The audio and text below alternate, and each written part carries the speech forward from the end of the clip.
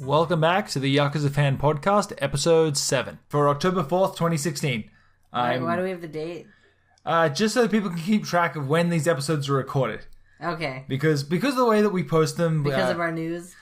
Yeah, the news is a little bit out of date by the time that people on YouTube get these. So, I feel I'd just throw in the date. Why not? Okay. It helps keep people on top of where we are in the timeline. Right. The current world line. Okay, that makes more sense. Yeah, now. World Line 317. Yakuza Fan Podcast, Episode 6. Cal, why do we do these so late? I don't know, I'm tired. Okay. When you talk, though, you got to get your hand off your mouth. I was on it on my... I was rubbing my eye. Oh, God. Why'd you put your mouth in your eye? I'm quitting this band. It's very late. Can't quit the band. Okay, so... I guess we might as well just start at the top with the news that actually came out today is that Yakuza 0 has been rated by the ESRB. Yay! Hooray! So usually that means that it's content complete. Yeah. And it's been they submit it for approval. They submit the game and then they submit like a list of the worst things to happen in the game. Right. So Sega would send over Yakuza 0 to the ESRB. They'd give this great big list of here's what's in it. Here's the bad stuff. Here's the worst stuff in the game. Here's the stuff that we think is pertinent to getting our rating. Yeah. And then the ESRB goes over it and gives them the rating accordingly. And then once that's done, they post it online. Okay, I'm reading this over. This is beautiful. Oh yeah, okay. I'm going to read this in a second here, or you can read this if you like. But so basically though, if a company submits their rating to the ESRB, their proposal, yeah, and they're found to be lying, then it's, first of all, a huge problem. They get, I think they get a fine, or... No, I don't, ESRB is not government. I know it's not, but I think... They can't fine... yeah, but like if you have a contract, and then you try to submit something without stating all the details, you're in breach of contract. Right. Because by submitting, you have that... contract with the ESRB. Exactly. You're saying that it's truthful. Exactly. And so if you're lying, you're going to get in big trouble. Okay. So this gives us a little bit of insight to what's going to be in the game, or a lot of people were afraid that Yakuza 0 would have stuff cut.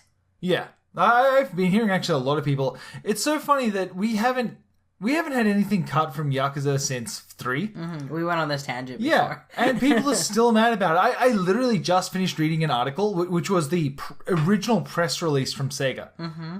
And in it, they say that the content was cut due to time constraints. Now, they did say that it was cut because... Those things were chosen because... Those things were chosen to be cut because they may be too Japanese to resonate, and I feel like that was a poor choice of words. Yeah. But at the end of the day, it was a time thing, not... Yeah. They picked the least likely to resonate content to cut. Yeah. With their time restriction. Yeah, exactly. But, I mean, it really feels like they're doing it right. If this is being submitted for ESRB classification now... Yeah, that means that we might get a review copy with review time. That's what I'm hoping. Honestly, that's what I'm hoping for. If it is at the point now where it is content complete and it's submitted for review, we really might be getting a review copy within a few weeks here. Not helpful for any of you. No, fingers crossed. But you know what, Sega? If you can give me the hookup, they're not listening to this podcast. I keep telling you. They are. Scott shouts out. John shouts out. Answer my emails. I need that interview. Okay, so get it on my desk by morning. Content descriptors: blood, intense violence, sexual content, strong language, and use of alcohol. Yeah, so it sounds like every other Yakuza game. Yeah, that's. I'm pretty sure this could be copy and pasted from any other Yakuza game. So, are we reading through this whole thing? Just highlights. You know what? Do you want to read through this? Or do you want me to? Nobody wants to listen to you read. Okay, I'm reading this whole thing. No. So, can I read the last line? Sure. Okay, so rating summary. This is an open-world action game in which players assume the roles of Japanese gangsters involved in the Yakuza underworld.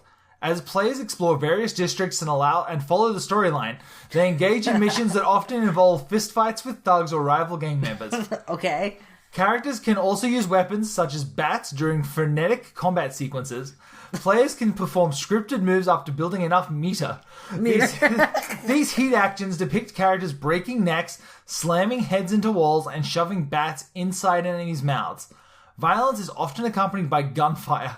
impact sounds, screams of pain, and blood splatter effects.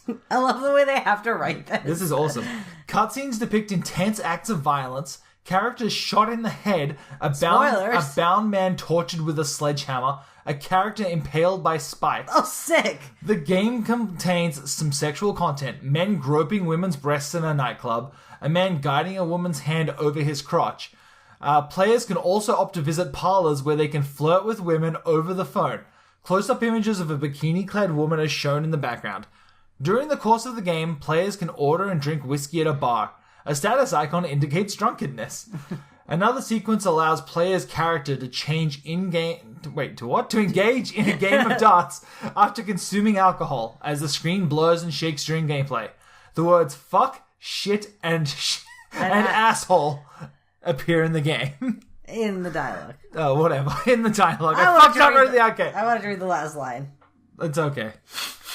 You know what? It was better for me too anyway, because I just completely threw the ends. Well, that's what you get for reading out that whole paragraph. Everyone's tuning off. Tuning off? Tuning off. Yeah, not tuning out. No. So, that, first of all, makes... That is the weirdest rating summary I've ever read. Like, that's going to give anyone who reads that the most warped depiction of what this game is. What is this game about? Like, this game, reading that makes me think that this game is the next Mortal Kombat. Especially, like, characters impaled by spikes. Yes.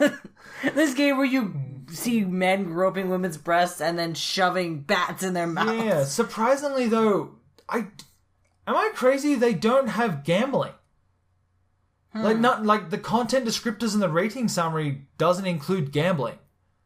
Which I would have thought it'd be on the list. Am I crazy? It depends on how the gambling's depicted, though. It's a Yakuza game. There is no world where I'm not going into a literal... Pachinko. Pachinko's not gambling.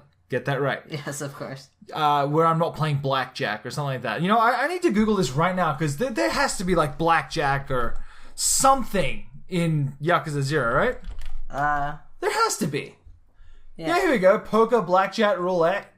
Yeah, that is weird that gambling isn't... Wait, yeah, it is. Yeah, it's a casino. Yeah, there is. I'm wondering if it... Because maybe it's... Since it's my worst things, I don't know, but they have the alcohol mentioned. Right? Unless they got the violence. But you know what? I know gambling doesn't really bump up the rating because, like, going back, Harvest Moon on the DS has, like, gambling in it, video poker, all kinds of stuff, and you gamble with your game money and everything. Yeah. And there's certain ways, like, you know, you buy gambling coins and then you can cash this out and blah, blah, blah. But once again, that's not gambling. That is the pachinko model that you're talking about. You buy your gambling coins and then you take them to a place you can exchange your coins for cash. Yeah, but it's all the same place. Oh, is that okay? Yeah. Well, that's different then. Yeah, it's all at the same spot. So, I mean, and that game's still rated E, and maybe E10 and up. So, I don't think gambling really is, like, it affects the... True, but here we go. The ESRB ratings guide. Gambling. Yeah, the teen rating... may contain, basically it says... I think because all of the other information, is necessary to give you that higher rating, like the M rating. They know they're already giving... But there's literally a content descriptor in here called simulated gambling, and then when you go to the content description for Yakuza 0, it doesn't have simulated gambling. It is specifically left off that list. So ESRB, I'm not trying to tell you how to do your job here. And Sega, I apologize for needing to resend this for classification. But this is weird. Are we uncovering a scoop here? We should look at Yakuza 4. Okay, let's do that. Or we could look at Yakuza 5. Hold on. Let's look up Yakuza 5. Did I spell that right? Yes. Okay, apparently Yakuza 5 isn't on the ESRB ratings board. Here we go. For some reason, just... No, it's not. It's not, because it was digital only. No, it would have had to have been submitted for classification. Why? Because some countries you cannot sell. Yes, but the ESRB is only relevant to North America. I wonder if that's why it only got a digital release. Like, if Yakuza 5 got a digital release and it skipped the ESRB ratings board, suddenly you don't have to pay that fee to get it checked over to get a rating. Yeah, but the fee isn't crazy. It's enough. It brings down that cost. I guess. None of them have gambling in content. I wonder why that is. Maybe it's just because it's... Like I said, I think it's a level because that goes into the teen rating. That's the description for the teen rating. It must just be if you're past teen, then gambling's fine. Like, yeah, because that's like... It's a given. I think maybe they just feel that every game past teen probably contains gambling. Well, I think maybe they only have... Looks like they only have 5 descriptors on average. Okay. They got 6. It just seems strange. I don't know. I don't know what to say. Yakuza 0 has use of alcohol, but 4 doesn't, even though it also has alcohol. But 3 does have use of alcohol. So it seems like they just do whatever they want with these content descriptors. It really does. They're very inaccurate. Honestly, I am more shocked that Yakuza 5 never got rated by the ESRB. It had to have. Right? Why? Again, why? I don't know. I feel like it probably should have. This is in Australia. But I feel like I remember seeing a rating for it somewhere. You can open up the PlayStation Store, but also open up our notes so we can read off the next. Sure, no. We're going to stick with this topic until we get to the bottom of this story. This is going to be the most boring podcast. It's not. Listening to you try and look things up. Hold on, everyone, just buckle in. Yeah, hold on. We're going to hold on to the podcast. Pause the podcast and then come back right now. Okay, so we're on the Yakuza 5 page where it has a ESRB rating of a M17 plus. Hey, still no mention of... still no mention of gambling, but... So where did this come from? Why is this here but not on the website? So maybe the ESRB just forgot to put it on there?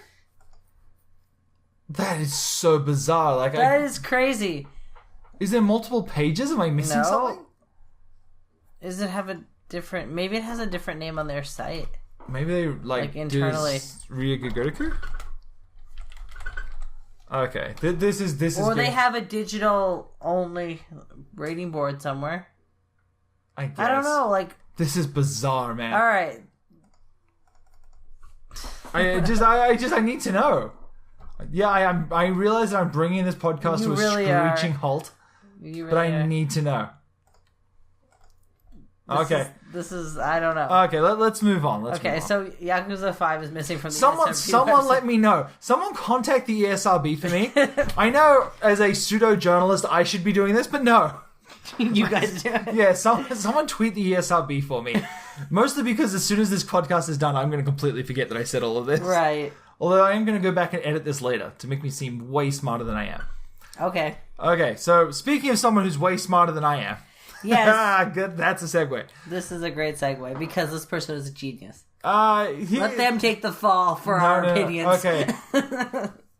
Now, if you guys didn't see it this week, Vice actually put up a really interesting article, which I have mixed feelings about. Mixed feelings. I've read it agree with that headline. I've read it a couple of times, but I feel like it doesn't go into very much depth. And I think that's the problem that I have with it. So it's a great article. It's the student has become the master. Why Yakuza is better than Shenmue, and this is by John Robertson. Okay. I had his Twitter handle handy, but let me see if I can find it. You can find this easily. Oh, I know you can. Here, it's at Robertson_John. So everyone tweet him, let him know he did a great job. Go read the article. Tell him how right he is. It is a really short article because this website has a really big font. It is. I mean, it goes on for a while. It doesn't really go on that long. As a writer. but basically they just go over why Yakuza is better. And then it delves a little bit more into why Western culture usually rewards originality over iteration. Yeah. Whereas why do we always praise the new thing over the thing that is the perfect version of something new? And that's what is the takeaway from this article. It's not the whole thing isn't trying to drive the point home that Yakuza is better than Shenmue. Yeah. It really feels a lot more like why we should be praising innovation. And that's right. And I think innovation within repetition or within iteration. Yeah. Like innovation within iteration. Right. And I really feel like it's a strange article to have under this segment or to use this as your example. Yeah. Like there's so many better examples you could have from from... Oh, geez, I'm trying to think of what the best example here is. Say you have like the best... oh, God. Help me. I don't know what you're talking about. You don't know where I'm going with this? No. Okay, well, the best example that he uses in the article itself is actually... What's that freaking movie called here? I've totally lost it now. Oh, God. Citizen Kane. Yeah. And everyone says that that's the best movie, and it can't get any better than that. So every time that someone makes a best movies of all time list, that one's always at the top. But I've never seen it. I've only seen bits and pieces. I can't do it. I get bored to tears, I'll be honest. But that movie has people talking about how good it is all the time. And even though there are, in my opinion, better movies than it now that do basically the same thing in a better way with more modern film techniques, they will always be discarded because they are not original. Right, because they are too much like Citizen Kane. They are a ripoff. They are an homage. They are exactly whatever you want to call it. Yeah, and even if like a remake does it better, personally, I think is it Dawn of the Dead is better than the original. Yeah, like hands down better. But there are people that you will never convince of that fact. And that's and I'm going to throw that under one of my hashtag unpopular opinions. You know what? There's a lot of movies where I prefer the remakes too as well. Like sometimes things got better. Technology got better. Cameras got better. Actors got better. Exactly. Everything is better now. Not everything. No, not every movie is going to be better. Every remake, but everything technologically is better. Yeah. So why wouldn't that movie have a great chance of being better? I totally agree. So the couple of quotes that I pulled out from this, which kind of relate to what I'm talking about here. The first one is, he says, oftentimes once a form of the originality starts to become clearer, the initiator of the concepts takes so much credit that it obscures the work which comes after it. Yeah. And I love that quote. That is actually extremely well written. And it just basically reiterates that point of Shenmue is such a beloved franchise. It was such a beacon of a game that it was the first game to ever do what it did. Yeah, just to do what it did. And I was going back and watching the footage of it. It's so much different than Yakuza. The only real similarities is the combat is pretty close. Yeah. And the fact it's set in a kind of pseudo open world. Yeah. But it's just such a strong slice of Japan that came out at such an important time in the creation of video games. And it had this budget and this team and just everyone behind it. With the Dreamcast being kind of almost niche because of its poor sales. Yeah, exactly. But then everyone looks at Shenmue and says, this game was amazing and it never got better than this. And Yakuza can never hope to reach that pinnacle, even though it, in my opinion, surpassed it. Yeah, well, let's take, for example, the Shenmue 3 Kickstarter, where everyone just fell over themselves trying to support the game. Yeah, exactly. Not saying we didn't, but... Yeah, no, look, don't get me wrong. I backed the shit out of the Shenmue 3 Kickstarter. But no one's doing that for Yakuza games. Yeah, if Yakuza could get the funding that Shenmue 3 got, and we can do that by literally purchasing the game. Everyone that funded Shenmue 3, that was someone who was going to just buy Shenmue 3 when it came out anyway. Where is that level of love for Yakuza? And I've never understood why doesn't Yakuza get that same level of attention? It's just as good, if not better, in my opinion. I think it's better. I mean, for me, having played both series, Shenmue is great for the time, but it's dated now. I think I want to play new games. It's so funny. I remember Shenmue 3 being way more of a adventure game than I remember it being a combat. Shenmue being an adventure game. I remember you would have... There was the combat, sure. You know what I remember it as? A game where I'm lost a lot. Yeah, that too. I remember Shenmue, you go around, everything was interactable. Everything was interactable. Yeah. And so, one of the first things that had... Interactive. No, whatever. You would be able to, walk into a room and, find a key. And then you would pocket that key and say, oh, I might need this for later. It was almost like a point-and-click adventure game. Yeah. That also had... this pseudo-Japanese open world in the mid-'80s. Yeah, combat. That also had this amazing combat system. Mm-hmm. A cat to feed. Yeah, Shenmue has so many different things going for it that it never really becomes the best at any of them. Yeah. Everything that it does is kind of cumbersome. And maybe that's because it's a product of its time, but then Shenmue 2 comes along and it really didn't fix any of that. Yeah. Shenmue 2, though, did come out on the Dreamcast before it got re-released on the Xbox, so I think limited. But again, going back, Yakuza 1 and 2 are on the same system. I was going to say, but 3, 4, 5. But besides the graphics, Yakuza 2 didn't really iterate on anything. It's almost besides graphics, it handles and feels exactly the same. Everything's just a little crisper. What about 3 to 5? 3 to 5, I mean, that's the exact same thing. It's iterative. Yeah. I mean, I know the Patreon listeners at this point have already heard this, but I just put out a video that goes from 1 through to 6 and kind of comments on how Kamurocho itself has evolved. Yeah, which is very timely for this article. It really is. Yeah, everyone's going to see my thing that I put up on... when did I put it out? Monday? Yeah. Yeah, and then this article comes out like Tuesday. Yeah. Or whenever the hell this comes out, I'm sitting here working on this and oh no, everyone's going to think I just... Yeah. I'm talking about what this guy... what this guy wrote. But Shenmue to me has always been this amalgamation of systems, whereas Yakuza has always been the refinement of those systems. You don't have to get caught down in the details with the way that Shenmue does it. Especially in the later games. Like in the Yakuza 1, it's a little bit more cumbersome, but by the time you get to 6... Yeah. To me, I think 5 is hands down my favorite Yakuza game in terms of how all of its systems interact with each other. Yeah. Like, even down to the sub-stories. Like, it's such a pain in the ass in every single other Yakuza game to not know where the sub-stories are. Yeah. And 5 is the only one that sticks them right on your map. Yeah. You press pause, and every single chapter, every time you sit down to play, you know exactly where you need to go to access the next sub-story. It's so fucking good. But could we argue that if Shenmue had continued throughout the years like Yakuza has, it would have iterated in similar ways? Refined those systems? Been the best at everything? I don't know. To be perfectly honest, I think that... I really think that Shenmue 3 is going to feel a lot like Shenmue 1 and 2. Even though it does have, 10 or however many years it's been since the last one came out. But they didn't have that experience in between. But you can take a look at the Yakuza games. Like, it's very easy to look at other games, like the contemporary games that are out now, and just say, this, this system works, this doesn't. We can't put this in Shenmue 3.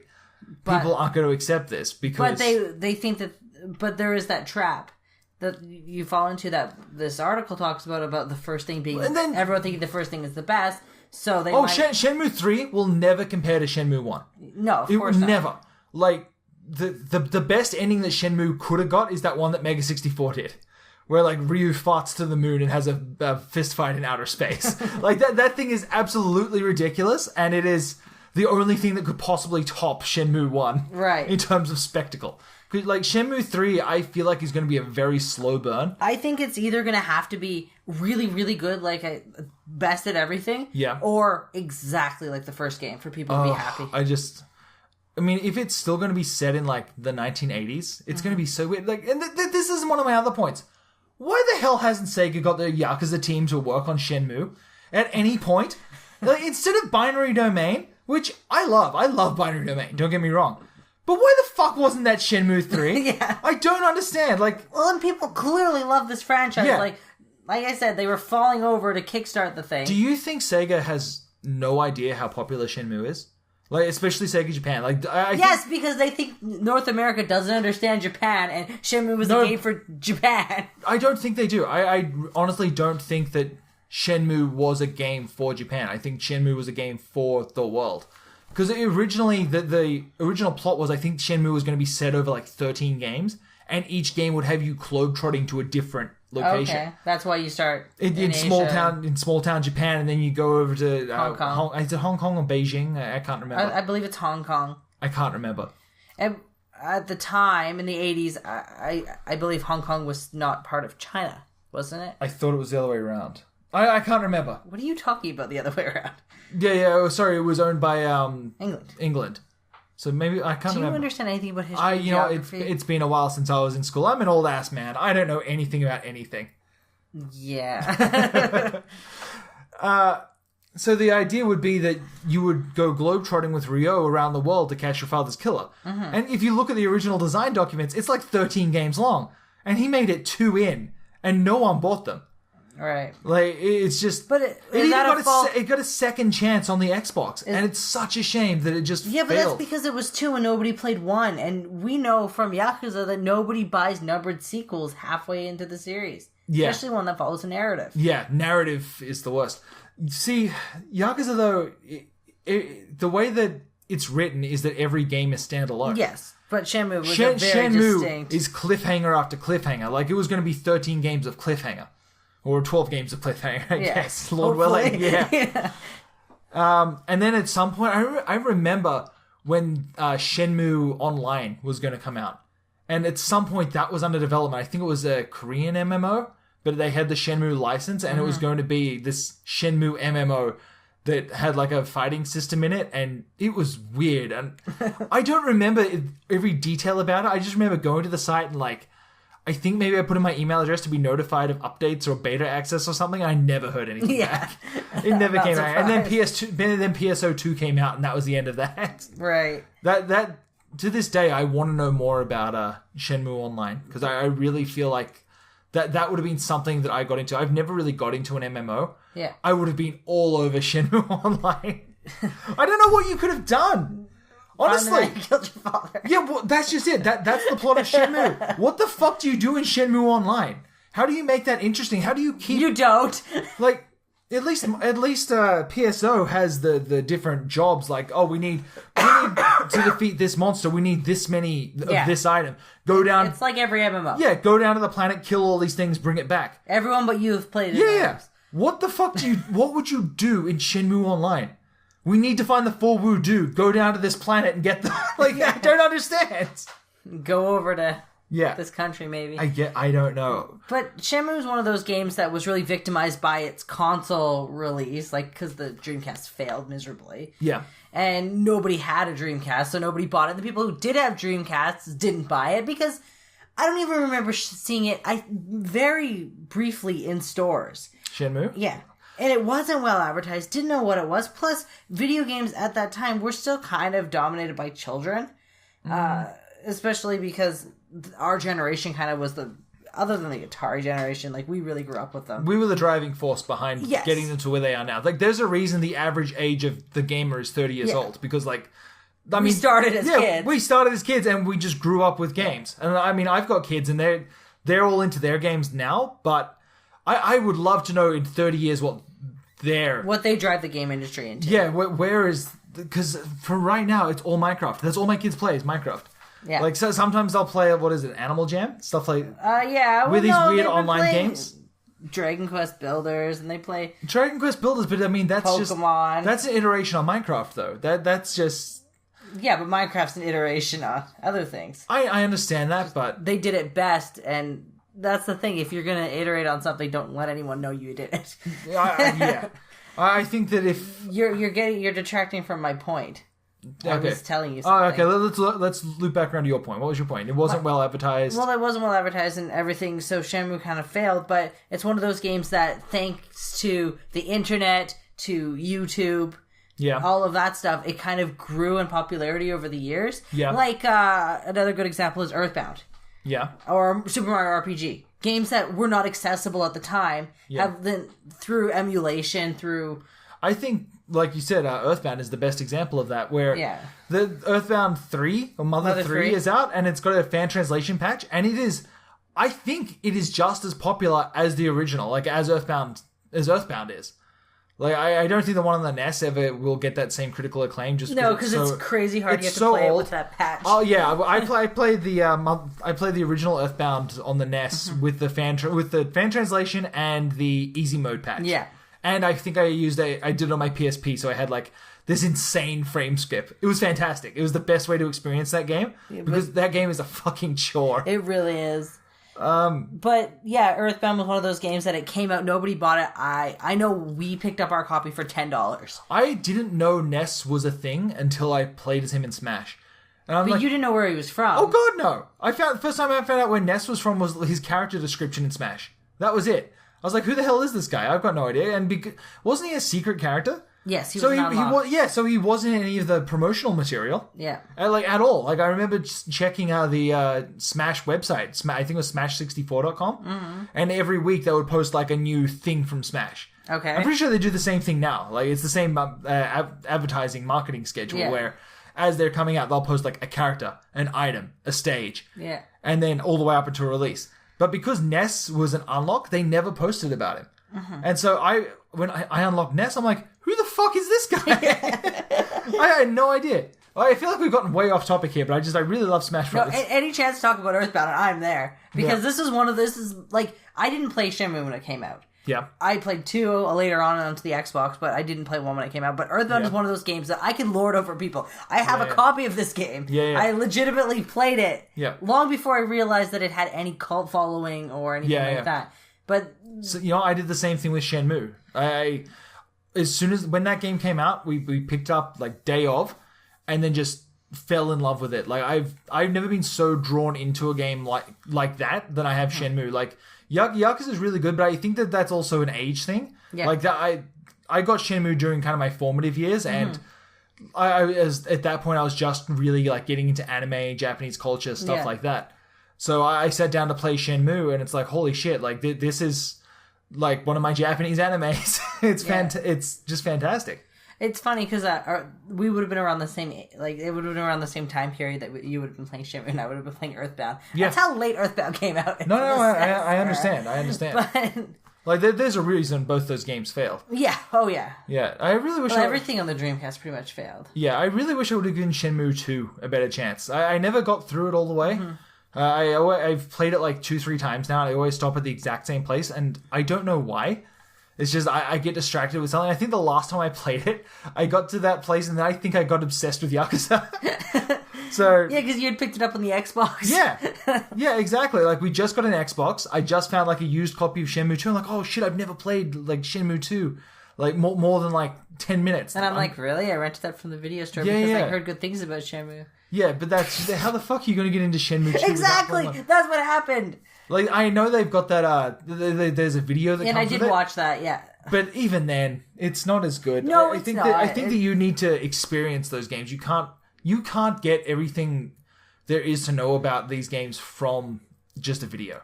Yeah. It's not the same at all. Yakuza is another example of that too. Yeah. Like you have to play these games. It drives me nuts when people just say, I watched that on YouTube. I know, it bugs the shit out of me too. You need to experience it. I get why some people do it. I understand. You're limited time, resources, finances. Ever since Two Best Friends did their Yakuza 4 LP, I've actually been like, I've gone all in on those guys as YouTubers, as Let's Players. Yeah. And I actually do watch a fair bit of the stuff that they put out. And it's pretty good, and I really do get it. Like, I used to play a lot of video games with my brother, where he would be on controls and I would be the navigator. And that was just a feeling that I used to have, and that's been kind of recaptured when I watch a Let's Player. I can sit down, I can watch them play, and I can feel involved even though I'm not playing. So I understand that. But saying that, I know that I will never have the feeling or the nostalgic connection to something I would if I had played it myself. Yeah, I personally, as someone who has to play the game, I can't stand watching people play. Yeah. I totally agree. I think you have to play the game yourself to get the true impact of it. To get that feeling, especially for later titles in the same series, you need to have actually experienced that part. Like there is no better feeling to me than in Yakuza 3, where you start in Kamurocho and it's fully rendered. Like, I know it was always in 3D, but you get that camera control. You can spin it around and see all the buildings and the neon, and like, well, especially like at night where everything's lit up, it looks so freaking good.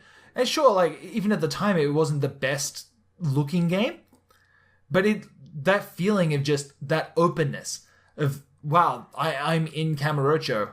But it's the difference between watching somebody else come back to their city and you coming back to your city. Exactly. Yeah, you've played through 1 and 2 already, and you come to 3, and you're hit with this impact. Yeah, it's going to be impactful versus just watching somebody play it. Yeah. Oh, for sure. Yeah, Even if you watch the first 2, it's not the same. It doesn't carry the same weight. It really doesn't. But I feel that way with every sequel. Like I think I mentioned before that I'm not the kind of person who can jump into a series at the midway point.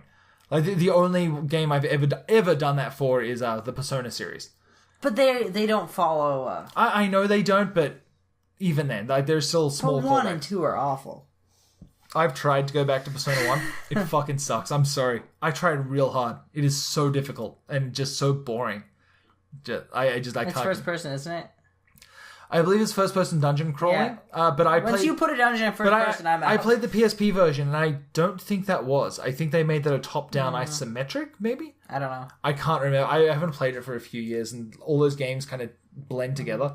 I think going back to my original point, I understand people who do watch Let's Plays, especially if they don't have access to the games, or maybe they just don't want to get that deep into them. Or they watched it while doing something else. Or they're interested in the person. There's so many different Or they're reasons. interested in the personalities. Yeah, there's so many different reasons to watch exactly. Oh, God, yeah. Like, and I'm not saying don't do it. It's stupid. Like, especially because we do Let's Plays. Oh, yeah. Like, that's just it. I'm not going to say you're an idiot if you're watching Let's Plays. Like, because you're not. I get it. I watch Let's Plays constantly. Yeah. Like, that's my main form of entertainment at this point. Yeah. So, like I said, Mega 64, especially like the poorly played stream, Two Best Friends, like I that is mostly what I choose to view as my entertainment. You know, that and Luke Cage. But we are not watching Luke Cage right now because we're recording this podcast. I know. Let's wrap this up and get back to Luke Cage.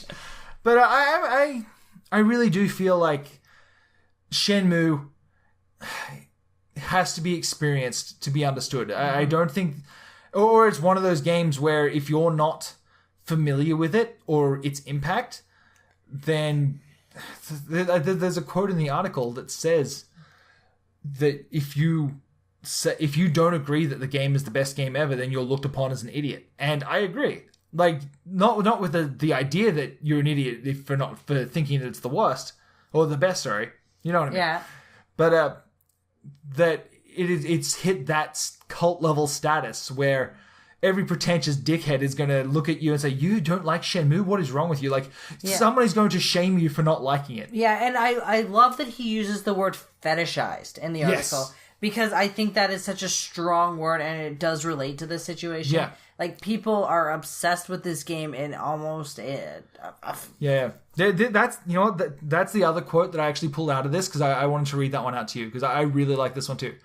Here we go. So, Shenmue, while undoubtedly an important moment in video game history, and for many the game that opened their eyes to the potential of the medium as a narrative force, has become so fetishized and worshipped that it has become almost impossible to consider it anything other than... I've lost it. To consider it in anything close to objective terms. The Citizen Kane effect. Everyone says they've played it. Everyone says they love it. Because to do otherwise is to make you look like a fool. And I think that that's another great quote, especially on these games that everyone says is the best. And there's no argument against it. Because you will just be shamed into agreeing with them. Yeah. And I think that... I do think that Shenmue is the number one perpetrator of that. Yeah. So, like, I think the bottom line with that, though, is if you don't like something as much as everyone else does, like, just be more vocal about it. Yeah, speak out. Just let people know. Like, not meanly. Just say, like, I don't care. I've played Shenmue. I had a Dreamcast. We were early adopters for the Dreamcast. I know, right? But I can sit there and say, like, Shenmue is not that great of a game. I disagree with you. I think it is that great of a game, but I do think Yakuza is better. Sorry, it's... Okay, fine. It's a great Dreamcast game. It might even be the best Dreamcast game. It is hands down the best Dreamcast game. I don't know, I really like Sonic Adventure. Sonic Adventure is good. Shenmue is hands down the best Dreamcast game. I don't know. Well, but either way, we will this fight. Is the Dreamcast we're talking about. There are so many better games now. Yeah, I agree. I think that of that era, I think that Metal Gear Solid 3 is better than Shenmue. Like of that era. Those are the same era? Yeah. Holy. Like, Metal Gear Solid 3 is so much better. Like, hold on, let's look this up because now I need to. Metal Gear Solid 3.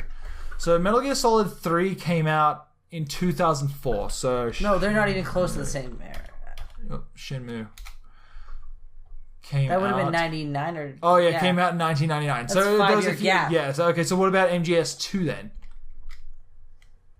2001. The PS2 wasn't out when the Dreamcast came out. No, that's not right, is it? Yeah.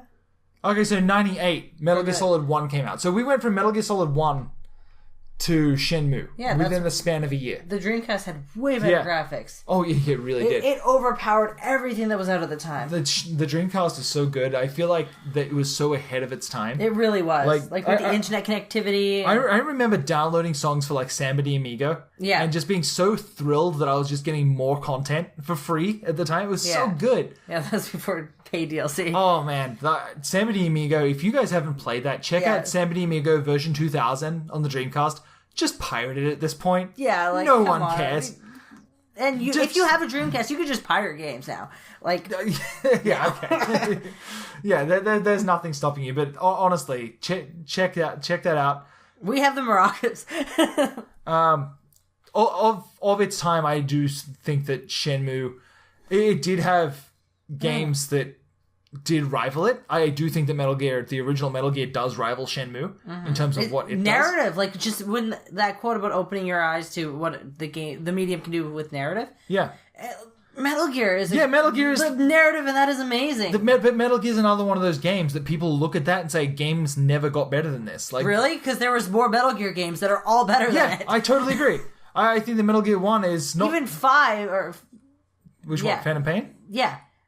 Even though it was completely ruined at the end and unfinished, still better than the first game. I disagree with you on that, but I do think that 3 is... 3 was the height of the series. 3 is the pinnacle for me. I agree with you there. I think that Peace Walker came in a close second. I really enjoyed Peace Walker. 1 was so clunky. But then that will be followed by 1, then 2. And at that time that you had to go back and redo the whole thing with the key cards and go get one hot, one you know cold. what? That wasn't too bad, actually. It was so annoying. I didn't really have a huge problem with that. I thought that was fine because there was no bad guys on the way. It was just... I know, it was a straight shot. Pointless busy work. Yeah, okay, we have gone completely off topic. Yeah, but you know me in Metal Gear, I'm always going to talk about it if I get a chance. Yeah, so tune into Cal's Metal Gear podcast over at metalgearfan.com. Leave me alone. It's fine. Okay, we have another piece of news. That's okay. This is good. Any excuse to talk about the Dreamcast and how much better the Yakuza is than anything else. Yeah, I have a Hello Kitty Dreamcast. It's almost like... in case you're wondering, it's pink. It's almost like we run a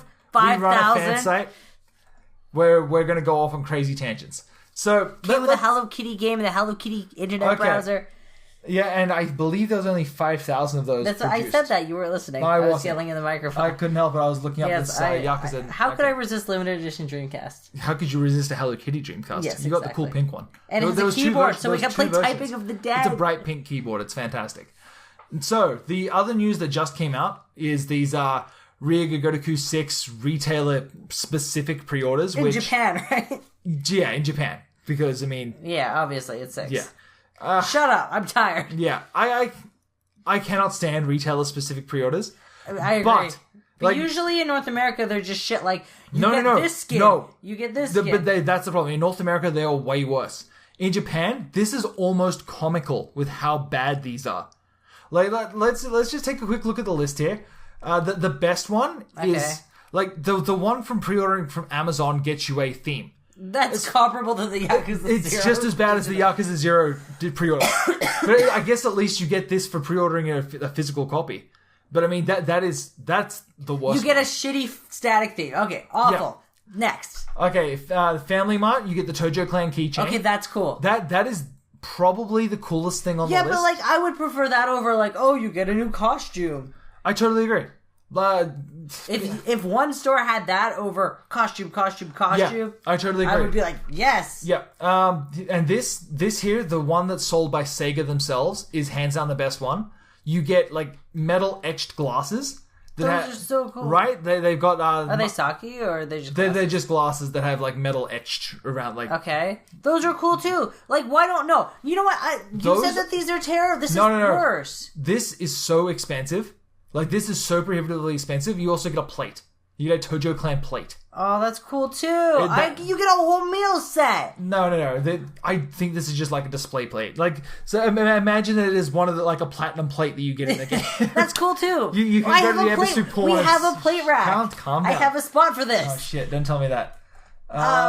Where can I? But you said that these are shitty. Like, you said that this is as bad or if not worse than North America. This is way cooler. If we had physical items instead of the digital bullshit that they give us retail exclusive, yeah, I would be way more inclined to pre-order different retailers. I feel like this is just as bad, though. What do you... There is a keychain, cups, and a plate. Okay, sorry. Let me rephrase.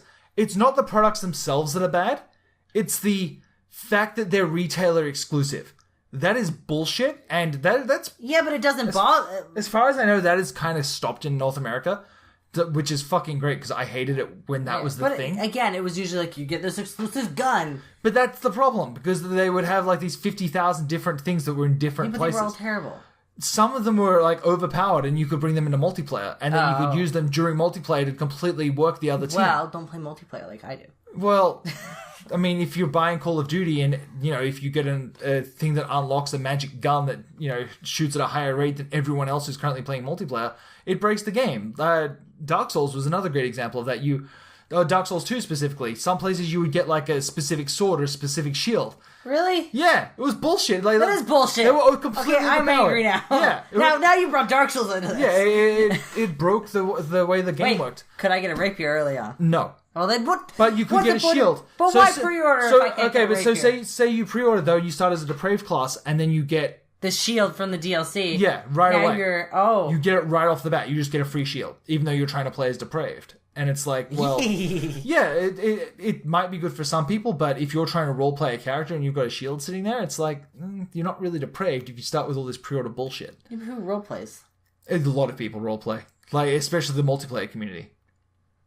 Yeah, but why would you worry about role-playing at the start of the depraved class? Don't you role-play like your finalized characters and not the role-play character?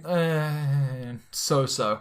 Anyway, my point is that retailer-specific... I think I'm bad. Retailer-specific pre-ordering bullshit is the worst. I agree. What I'm getting to here. So the Sega store is pretty good. They've actually got like 2 versions of their pre-order shit. They've got the normal one that just has the glasses and the plate, and then they've got a even one better that also has a soundtrack. Oh, okay. So those are like special editions. Yeah, they are all insanely expensive. Yeah, so it is like a special edition. Yeah. Okay. So Geo or Geo... Geo Online, GEO Online, and Don Quixote, they've both got notepads. Okay, different notepads. Why would you even bother? Who gives a shit? Yeah. Furu has a badge, like just a little pin you can put on a picture of Kiryu's face. It's really ugly. It looks really dumb. And a phone wallpaper, which fuck off. You know what? That is the best phone wallpaper, because as we scroll down on this article, I want you to look at this other phone wallpaper that you get from Joshin over here. You get the Yakuza 6 like poster. Yeah. That was released online in like 300 DPI. For free. So you could just make a phone wallpaper. That's just it. I'm just going to post... I've got it posted. If you go back to like... There's an article I ran a couple of weeks ago saying like Yakuza 6 1080p screenshots. Yeah. That Joshin pre-order phone wallpaper is at the bottom. Okay. It's fucking huge. I'm going to take that to a Costco and get it printed. That's how big this file size is. Not printing that. I'm getting this printed. Loppy, which is like the game division of HMV in Japan, they've got a little desk calendar. I like that. That is maybe the most useful item. Yeah. I think the plate and the glasses are the best one. Like, I could give a shit about everything else. The keychain's kind of cool. Except for we have a Franklin badge going back to Earthbound. Yeah, and then Wonder Goo has like a couple of coasters. And, coasters? Yeah. But at least they're functional. True, but they're probably just made of cheap cardboard. Oh, I guarantee you they are. You get them wet with your drink and now they're ruined. Pretty much, yeah. So they're not coasters for using. Yeah, they're display coasters. Yeah. They're not practical at all. So pretty much, like, with the exception of the Sega store, which is clearly a collector's edition. Yeah. The best thing is a keychain. Yeah. Hands down. Like, the keychain, as far as I know, you get that just for pre-ordering from Family Mart. But Family Mart is popular. It's the big... It's a very big... retailer. Retailer in Japan. So, like, why wouldn't you pre-order from Family Mart? Because they're right there. Yeah, but the Sega one is a proper collector's edition. Yes. So and I don't... There is a difference to that. Like, it's not clear with... It's really not. When they announced all of these, they kind of showed them all as pre-order bonuses. But...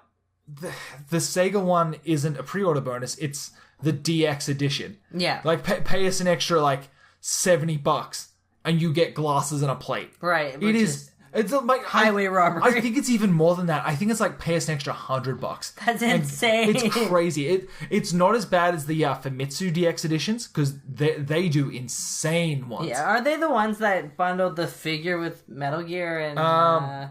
Yeah, I think that was just the Konami style. I think that was Konami style. Yeah. The Famitsu DX one of Yakuza 5, I think it was, maybe 0, bundled it with like a full bottle of like Yamasaki, like whiskey, or sake, or something like that. They bundled it with this giant bottle of sake and 2 branded glasses, and it's like that's fucking awesome. But it was like $250. Yeah, it was expensive sake. It's not like it was good sake, but no one's buying. Yeah, this. who wants this? Who's this for? Yeah, like.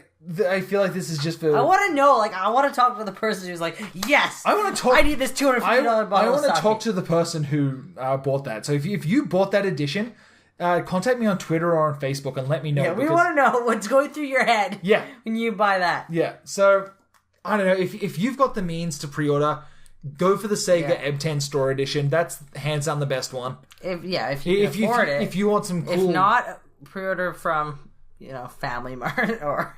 Yeah, family. If you got some keys, or that one with the desk calendar. Yeah, but the only one, like family, all these sites, you're going to need to use like a go-between to get it over to you if you order it. Right, it's because they're not import sites like Play. Exactly. Yeah, these are all specific. Like you're not getting these out. If you live in Japan, if you live there or you've got someone over there that can hook you up, then order these. Amazon.co.jp though does. Yeah, so if you want that static theme... Yeah, so if you want a Yakuza 6 static theme, pre-order from Amazon, and they should email you the code. Or, if you're in Japan and you don't want to pre-order, just do what I do and flirt with the staff. Here's my tip. Here's my tip, okay? Okay. You pre-order it from Amazon, and then they will email you the code. They do that, and then you should be able to cancel the order. No, they usually email you the code when the game ships. I understand that, but even so, if you let the order lapse, if you put in your credit card and then, or just buy a credit card that's one of those throwaway cards, prepaid. Yeah, sure, a prepaid credit card, and then you order with that, and then you cancel the credit card, and then just wait for that transaction to fail, but they will still email you the code. Yes. And you will get to keep that code. This is a lot of work for a really, really terrible theme. It really is a bad thing. I don't condone this. I'm not condoning scamming Amazon. You know what? I condone... We're a Yakuza fan site, okay? If we can scam the system some way by using phony credit cards, I feel like it's our duty to tell people how to do it. This is the kind of stuff they need to know, is how to screw the man. Okay, and if you're Amazon, you just send a little bit of money our way, and we'll make sure this stops. Yeah, exactly. Yeah, if you're Amazon, just let us know. We can work something out. Yeah. Maybe if you give us a little bit of a kickback, wet our beaks and the company dime. Maybe this doesn't have to continue like this. Okay. Extortion aside. Yeah. So is that all of our news? I think that's basically it for the news. It was a slow news week, and we talked about. Hey, you know what? 45 minutes. I am more than happy to talk about Shenmue and the Dreamcast for 45 minutes. I'm pretty sure we've got confirmation on what's coming up in tomorrow's Famitsu. Okay. Which should be your stat building stuff, like how maintaining your diet and your exercise and all that stuff affects your stats in Yakuza 6. I'm calling it now. It's just like a GTA San Andreas. It seems to be. It seems a lot like it. It's all about if you go to the what's that gym called, Rizap? I think it is. Okay. Yeah. It doesn't really matter. I think it's Rizap. And you go there and you work out and you get super buff and you play those mini games and that affects your stats and it's going into detail more. Finally, I can see what the inside of a gym looks like. Yeah, at least you can't smell what the inside of a gym looks like. It's the worst. So look forward to that. I'm honestly kind of excited to see how they're going to handle the stats in this. It looks a lot like what they did with Kurio, where it's got that it's got the different stats on like a what's that system called? Where it's got like a hexagon. We didn't look it up. Okay, yeah, I can't remember. Brain thing. What's that? It's a brain thing. I don't think so, but it looks like they're going with that kind of system of stat building, like that Persona or just something along those lines. Kurio is probably the best example. Okay.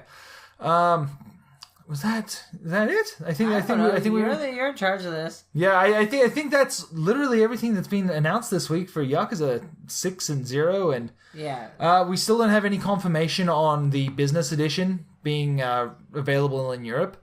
I really hope it is. Yeah. People have been asking why they can't pre-order Yakuza 0 on the European PlayStation Store. Yeah. Apparently it's because Sega hates money. Honestly, I think it comes down to Sony. Because you couldn't do the exact same thing for Yakuza 5. Yakuza 5 was, I believe it was on the store, but you could not pre-order it. And everyone was freaking out because they wanted that discount. If you remember, it was like 15% off if you pre-ordered it early. Right. Yakuza 5 didn't go up for sale until the day it was released. In Europe. But they did have an order period where you got a discount. Okay, at the beginning, so like a week period or whatever. Exactly. Now, I'm not expecting any kind of discount with Yakuza 0 because I mean, pre-orders are already open. We know they're not. Yeah. But it's different when you have a digital-only title version. Yeah, exactly. There may not be a pre-order for Yakuza 0. So you will miss out on those fantastic pre-order bonuses. No, you will, but you should still get it when the game goes live. If they choose to upload them. More than likely. I couldn't see it not happening. If you go into the PlayStation Store in Europe, it should say if it comes with a theme. Like, it should be there in the description. Yeah, anyway. So really, but that sucks because we're always saying pre-order, but then what do they, Yeah, what's Europe going to do? And it sucks. You can't pre-order online. I think that Sega Europe really needs to work that shit out with Sony. But I think a lot of us are going for physical copies anyway. Oh, God, yeah. I mean, barring Yakuza 5, I've got a collection now. Yeah. I was thinking the other day, I want to know what Ishin and Zero look like on the PlayStation 3. Because I went back the other day and I had a look at Shadow of Mordor. And it looks like fucking trash on the PS3. When they're like, there's a PS4 version of it. And if you go back, it looks like garbage. Mm-hmm. And I really want to know whether Yakuza 0 looks more like 5 or whether it is still a graphical upgrade. Right. Like, I'm pretty sure it's locked at 60, I think. Maybe it's 30 on the PS4 versions. But I would really, really love to know what it looks like on the PS3 because it can't be good. Everyone who's uploading footage uses the PS4 version. Yeah. No one's uploading the PS3 and but there's no comparison video. Yeah. Like, that's what I want to see. I want to see a comparison video of both of these just to see what I can find. I'm going to do some Googling later. See what I can. There's going to be something, right? There has Sega would have something. Released it. There has to be something. I think that's it. So what do we have coming up on the channel this week? Your video will go live. Okay, for everybody. Yeah. So by the time the non-Patreon backers are hearing this, you will likely have access to my Camarocho video that was already live for backers as of Monday. I think I put it up. Yeah. Pretty good response so far. I'm glad you guys like it. I am really happy with how that one turned out, actually. There was a lot of editing in that one. There was a lot of editing, I understand. It was a lot of editing. But I think it came together pretty well. I learned a lot of good editing techniques from it, and I'm already hard at work on my next Forging the Dragon video. Yeah. And the editing on that is going way faster. I'm already like a few minutes in, and I've only worked on it for maybe an hour. Yay! So, yeah. Like, you have no idea how long he takes to edit anything. I am maybe the slowest editor. Like, did you see that movie with what was that fucking animal movie that Disney just put out with the Zootopia? Yeah, Zootopia. Picture that sloth guy tapping away on his computer. That's a literal rendition of me editing a video. And then when he gets sidetracked to tell a joke, it's really bad. This is you. Yep. Now I did. When I recorded the script for my Camarocho video, I actually pointed a camera at myself of me recording the script. That video is only 8 minutes long, if that. And I have a blooper video that is about 20-something minutes long, 25 minutes long. All filled with takes that didn't end up being the final take. After I shut that camera off, I did it again, and I did it better. Then you can't perform in front of a camera. No. I think it was just I was able to read it out once in front of a camera, and then after that I knew what beats to hit with each part of it. So going back was a lot easier. Yeah, we call that rehearsal. Yeah, exactly. So I don't know if I'm going to put that video out. I really should because I do want to put up some more behind the scenes stuff here. It's literally just my dumb face talking to a camera, and it's super embarrassing. We don't do behind the scenes because our behind the scenes is so lame. It's like, here's a picture of us doing the podcast, and we're literally sitting at a computer. Yeah, exactly. So, I don't know. I want to put up more behind the scenes stuff. Cal, if any of you backers are checking us out on Patreon, there should be a behind the scenes photo to go along with this podcast. It looks just awful. Anyway, guys, so I think that wraps it up. I honestly didn't think that this would go on for this much. Yeah. You know what? Did I actually talk about anything else? No, that's probably fine. Let's just leave it here. We're at 1 hour, so it's probably a good place to stop. Yeah. Next week, I don't know if there's anything planned coming up. We continue with Famitsu Wednesday. Yeah, I mean, it's kind of that lull in between because we're waiting on more information for Yakuza 0 to come out, like that marketing to ramp up. Shit! Yet. What? I forgot. This week, Sega posted 17 minutes. Oh. Of Yakuza 5, of Yakuza 0. Yeah, I know, right? It's all such a blur. They posted 17 minutes of Yakuza 0 footage with Majima. It is absolutely amazing. I won't go into too much detail because it's full of spoilers. Although I feel like if you're this deep into the series, you probably already know what's going to happen. Mm-hmm. But if you have the want to see more Yakuza 0, head over to yakuzafan.com where I've got the video posted. Yeah. It is a fantastic introduction to Majima in Yakuza 0. It subverts all your expectations you have with that character of being a wild, mad, like literally the mad dog of just, that psychotic edge that he has is just not there. It's just, he's friendly. It's so good. Like, not just that he's friendly, he uses his wits to outsmart someone instead of just going ballistic and, giggling and slaughtering them. It's really strong. I strongly suggest checking it out. It doesn't really spoil anything. Like, it's a 17-minute cutscene that is likely the introduction to Majima when you get to his segment. It just depends on whether or not you want to watch it now on the exactly. or when you play the game. Do you want to watch it now and get hype with us? Yeah. Or do you want to watch it in January? It's 17 minutes of introduction, but it doesn't really spoil anything. It doesn't spoil anything because it's the first thing you get to see of Majima. Like, there's no exposition. There's no exposition. Yeah, it's just here's where his story starts. Sega also tweeted out today that they're going to be showing off more of the cast of characters in the next few weeks. Yeah, well, so like I said, ramping up the exactly, marketing. But it sounds like we're going to actually get more detail going forward. Hopefully, some more trailers of who the supporting cast of Yakuza is. So, if they're going to put this kind of budget and thought into their marketing campaign for Yakuza 0, it really does have a good chance. I'm super excited to see how this one turns out. I think this one has the best chance in a long time. I do too. I totally agree. I wish they would release sales data for 5 though. It's driving me nuts. I wish they would release 1 and 2 as PS2 classics. I don't know why they don't do that. I don't know why they don't release Shenmue 1 and 2 as digital games. They did every other mainline Sega title on the Dreamcast. That's available digitally. Yeah. From what I've read, they actually have them Sonic in the can. Adventure and Space Channel 5. Like as far as I know, they have Shenmue 1 and 2 HD in the can, ready to go.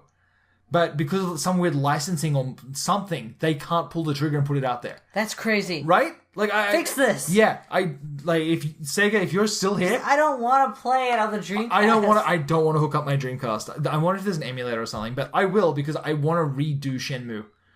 So if anyone subscribe to our other channel at angrygamers.com, check us out there. We'll probably do a Shenmue playthrough coming up here. Yeah. Anyway, so that's going to wrap it up for tonight. Yeah, make sure you subscribe. Yeah, please subscribe, leave a like, maybe hit us up on Patreon. Patreoners, give us more money. No, you guys. We still don't have a Sky Finance location. I know, right? We need a North America Sky Finance. But just thanks again for supporting us and hey, welcome to the a couple new Patreoners we got this week. And thank you guys so much. Yeah. Okay, let's end this. Cal, goodbye. Goodbye.